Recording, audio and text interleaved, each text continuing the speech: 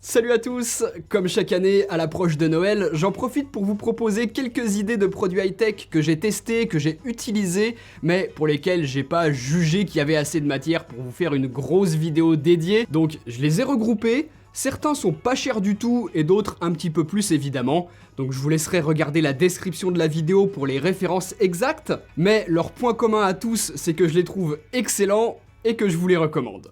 Commençons par les trackers Bluetooth, notamment les AirTags d'Apple et les SmartTags de Samsung, suivant l'écosystème dans lequel vous êtes. Lorsque vous vous trouvez dans le rayon couvert par le Bluetooth, par exemple chez vous, eh bien vous faites sonner le tracker Bluetooth et ça vous permet de retrouver ce que vous cherchez. Moi, par exemple, j'ai un AirTag sur mon porte-clés.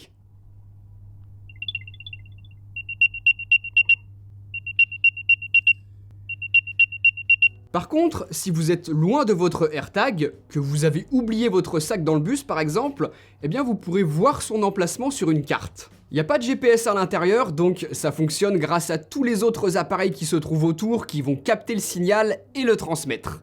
De manière chiffrée, bien évidemment, il n'y a absolument que vous qui connaîtrez la position exacte de ce que vous cherchez. Apple, c'est des milliards d'iPhone, d'iPad, de Mac à travers le monde. Donc clairement, vous avez plus de chances que le réseau d'appareils puisse vous aider à localiser ce que vous avez perdu.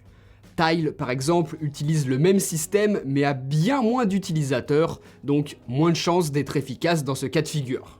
Après, ça, bien évidemment, c'est quelque chose de très efficace si vous êtes en ville où il y a plein de monde autour de vous. Mais si vous êtes au milieu de nulle part, vous aurez absolument aucun signal à partir du moment où vous êtes hors de portée du Bluetooth. D'ailleurs, en proximité, Apple a un avantage, c'est la possibilité de localiser très précisément le AirTag, au centimètre près quasiment, et vous voyez qu'on a une indication de la direction à suivre sur le smartphone. Si votre AirTag et ce qui est accroché se trouve au fond d'un sac par exemple ou sous votre canapé, c'est quelque chose de très pratique de pas seulement avoir une zone générale mais une localisation très précise. Et par contre ça ne fonctionne qu'avec des iPhones récents, les iPhone 11, 12 et 13. Donc AirTags, SmartTags, Tile, à vous de voir ce que vous préférez. Moi, je sais que le format de Tile que l'on peut glisser dans son portefeuille est par exemple très pratique et n'existe pas chez Apple et Samsung. Donc faites en fonction de votre écosystème, mais aussi en fonction de là où vous comptez les mettre. Ça coûte pas très cher, je vous laisse des liens juste en dessous dans la description de la vidéo. Commencez peut-être par en acheter qu'un seul pour voir si ça vous plaît, et si ça vous est utile ou pas, puisque si vous perdez jamais vos affaires, bah c'est pas quelque chose pour vous, ce genre de tracker Bluetooth. Mais si par contre, une fois, deux fois, ça vous sauve la vie, bah peut-être qu'à ce moment-là, vous déciderez d'en acheter d'autres pour les placer un petit peu partout. Ensuite, maintenant que l'on a des services de cloud gaming vraiment convaincants, ça peut être très sympa d'avoir une manette dans laquelle on glisse son smartphone et qui permet de jouer partout. Moi, celle-ci que je vous conseille, c'est la Razer Kishi. Une fois repliée, elle ne prend pas de place du tout, on peut la laisser dans son sac et la sortir lorsque l'on a envie de jouer. Moi, je m'en sers avec le Game Pass Xbox de Microsoft, mais si vous n'avez pas d'abonnement à une plateforme de cloud gaming, vous pouvez aussi très bien vous en servir avec des jeux mobiles de l'App Store ou du Play Store. Pour certains jeux, ce sera toujours bien plus agréable que d'utiliser le tactile de votre écran. Les joysticks sont bons, les gâchettes un petit peu moins, donc c'est évidemment pas la même qualité qu'une manette de console classique, mais pour une manette pliable que l'on peut emporter partout, c'est clairement la meilleure que je connaisse. Après, si vous avez un petit peu plus de budget et que vous voulez une vraie manette, on peut toujours monter son smartphone au-dessus. Je vous laisse une petite référence pour cet accessoire, et de toute façon, si vous préférez jouer sur tablette, les grosses manettes, c'est la seule solution. Celle que j'utilise ici, c'est l'édition spéciale et limitée pour la sortie de Forza Horizon 5 sur Xbox. C'est pas la seule qui existe, Xbox fait régulièrement des éditions spéciales. Celle pour Halo par exemple, je la trouve incroyable. Donc si certains designs vous plaisent, allez jeter un œil. Je vous le répète, je vous laisse tous les liens dans la description de la vidéo, comme tout le reste, parce que je pense vraiment que les manettes customisées, c'est une super idée cadeau pour ces fêtes de fin d'année par exemple. Si vous me suivez depuis pas mal de temps, vous savez très bien qu'il y a plein de trucs chez Microsoft dont je suis pas forcément fan, mais par contre, ce qu'ils font avec Xbox, j'ai toujours trouvé ça génial, et la possibilité de créer sa propre manette, de la customiser en profondeur, c'est une de leurs meilleures idées. Regardez, je vous montre celle que je me suis fait. Je peux choisir la couleur, la texture, les matériaux de presque chaque élément, et ça donne vraiment un design unique pour un prix qui est pas beaucoup plus cher que celui d'une manette classique. Donc je trouve que ça vaut vraiment le coup. En plus de ça, comme Xbox fait en sorte que les manettes soient compatibles avec les anciennes consoles et les nouvelles, c'est pas une manette qui devrait devenir inutilisable dès la prochaine console. Ceux qui avaient fait des manettes custom il y a des années en arrière peuvent toujours les utiliser pour jouer sur les nouvelles Xbox Series S et Series X. Donc je vous le répète, pour moi ces manettes custom ça vaut le coup, et si c'est pour une idée cadeau, c'est plutôt original. Console, télé, c'est le moment parfait pour vous parler du sponsor de cette vidéo, Deal Labs, qui sur leur site internet ou leur application iOS et Android est le parfait endroit pour notamment dégoter une PS5, une Xbox, une télé, avec les meilleures astuces et les bons plans pour obtenir le meilleur prix. Il n'y a pas que de la tech, il y a absolument tout ce qui peut être en réduction. Ce sont les membres de la communauté qui repèrent les bonnes affaires, les baisses de prix, les codes de réduction et en font profiter la communauté sous forme de deals plus ou moins bouillants, la plupart du temps en ligne, mais pas toujours. Des fois, il faut aussi se rendre en magasin pour en profiter. Vous pouvez rechercher par catégorie, vous pouvez mettre des alertes de prix pour surveiller un produit en particulier qui vous intéresse, et la communauté est aujourd'hui tellement énorme que vous en faites pas, quelqu'un remarquera forcément la baisse de prix pour en faire profiter les autres. C'est totalement gratuit à utiliser, pas de favoritisme entre les sites marchands, ça on s'en fiche, l'important c'est de trouver le prix le moins cher. Je vous laisse tous les liens dans la description de la vidéo. Ensuite, ça fait longtemps que j'avais pas été vraiment convaincu par un smartphone Android, et si j'en ai bien un à vous recommander en ce moment, c'est le Pixel 6 de Google, voire même le 6 Pro si vous avez encore plus de budget et que vous êtes vraiment exigeant. La fiche de spec est au niveau de ce que l'on attend de smartphones haut de gamme. Je vais pas tout passer en revue parce que c'est finalement assez commun lorsque l'on approche ces prix-là, et ce qu'il faut surtout savoir, c'est que les différences entre les deux, c'est principalement l'écran, 90 Hz pour le 6, 120 Hz pour le 6 Pro, et l'appareil photo, puisque le 6 Pro gagne un téléobjectif en plus du grand angle et de l'ultra grand angle, il sera plus polyvalent. J'en suis très content, c'est toujours l'un des tout meilleurs smartphones pour faire de la photo. La netteté est parfois trop poussée, mais bon, ça va, hein. Dans l'ensemble, c'est vraiment convaincant. Les photos de nuit donnent toujours cette impression un petit peu exagérée que l'on a rajouté de la lumière, mais certains aiment ça, justement.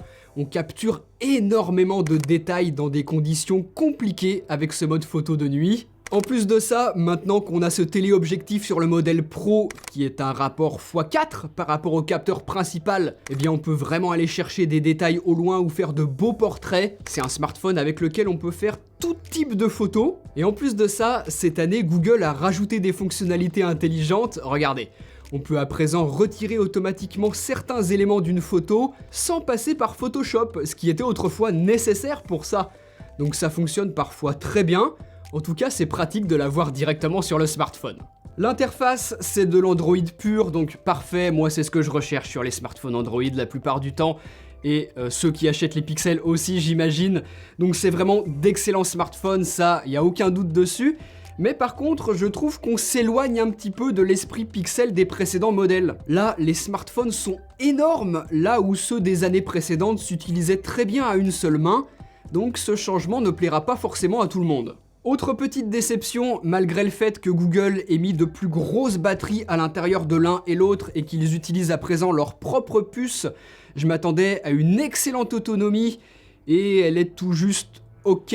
C'est à peu près 4 heures d'écran allumé que j'ai sur l'un ou l'autre. Le capteur d'empreinte digitale sous l'écran n'est clairement pas le plus rapide. Moi qui ai l'habitude de ceux de Samsung et de OnePlus, je le ressens vraiment. En vidéo, là non plus, pas de miracle, hein, comme sur tous les smartphones Android, on est loin de ce qu'est capable de faire Apple. Google peut faire mieux sur sa gestion des couleurs notamment. Donc clairement, c'est pas un sans faute que nous a livré Google. Je vous ai dit ce que j'avais à leur reprocher pour que vous ayez pas de mauvaises surprises si jamais il vous intéresse. Mais en tout cas, un excellent écran, de très bonnes performances, d'incroyables appareils photo quand même, avec des fonctionnalités logicielles qui vont avec et qui sont bien pratiques. Une batterie ok, ça reste parmi les meilleurs smartphones qui sont sortis cette année, ça méritait que je vous en parle, surtout à des prix qui sont inférieurs à ce que peuvent par exemple proposer ceux de Samsung. Donc je vous laisserai prendre votre décision, regardez aussi les autres smartphones que j'ai testés sur la chaîne YouTube, mais peut-être que ça vous aura donné des idées. Ensuite, on reste chez Google avec celle qui est pour moi la meilleure enceinte avec assistant connecté, la Nest Audio. Vendue habituellement à moins de 100 €, c'était déjà très honnête, mais en ce moment, à 30% de réduction pour cette fin d'année, c'est vraiment une excellente affaire, et c'est pour ça que je voulais vous en parler. Cette Nest Audio, c'est la remplaçante du Google Home. Avec un meilleur design, je trouve, il s'intègre plus facilement partout chez soi, avec 2 choix de coloris pour la partie en tissu, noir ou gris comme la mienne. Les commandes tactiles fonctionnent très bien et sont pratiques. Play et pause en tapotant au centre de l'enceinte et sur la droite ou sur la gauche pour augmenter ou diminuer le volume. Sinon, bien évidemment, on peut utiliser la voix puisque Google Assistant est embarqué et moi par exemple, je m'en sers beaucoup pour allumer, éteindre les lumières, ajouter des choses à des listes ou encore lancer de la musique. Sur cette nouvelle version, le son est d'ailleurs bien meilleur que le précédent Google Home. Là, c'est davantage une bonne enceinte avec un assistant embarqué plutôt que l'inverse.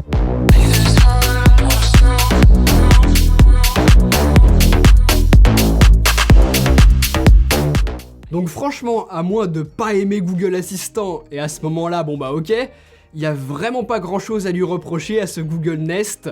Au dos par exemple, vous avez un bouton on-off pour désactiver la reconnaissance vocale, si jamais vous voulez encore un petit peu plus préserver votre vie privée, hein. On sait qu'il y a toujours des petites interrogations à ce niveau-là en ce qui concerne Google. Et puis sinon, dans l'application Google Home, vous renseignez vos lumières connectées, vos playlists et absolument tout ce que vous voulez que l'enceinte puisse piloter, sachant qu'il y a quelque chose de très pratique, c'est qu'elle est capable de faire une différenciation des voix des utilisateurs qui lui envoient des requêtes. Par exemple, si je demande à Google d'ajouter quelque chose à l'agenda, ça s'ajoutera au mien. Mais si c'est, admettons, mon frère qui demande d'ajouter quelque chose à l'agenda, ça s'ajoutera au sien, pas au mien. Donc ça, c'est juste trop bien foutu, j'adore. Bref, super bonne enceinte connectée à un prix qui, je vous le disais, est vraiment intéressant en ce moment. Vous pouvez y aller, pour moi, c'est validé. Avant de terminer la vidéo, on parlait d'audio, donc ça m'y a fait penser. Les AirPods, ça peut faire une super idée. AirPods 2, AirPods 3, AirPods Pro, je vous les ai comparés dans la vidéo juste avant celle-ci sur la chaîne YouTube, donc allez la voir si ça vous intéresse. Il n'y a pas vraiment des AirPods meilleurs que les autres, ça dépend de pas mal de choses et je pense vous l'avoir assez bien expliqué dans la vidéo. Voilà, j'espère que vous aurez pu piocher des bonnes idées. Si jamais vous avez des questions, n'hésitez pas juste en dessous dans les commentaires ou alors sur Twitter, j'essaye de vous aider au maximum. Je vous souhaite de faire des bonnes affaires et puis moi je vous dis à très bientôt pour une prochaine vidéo. Salut!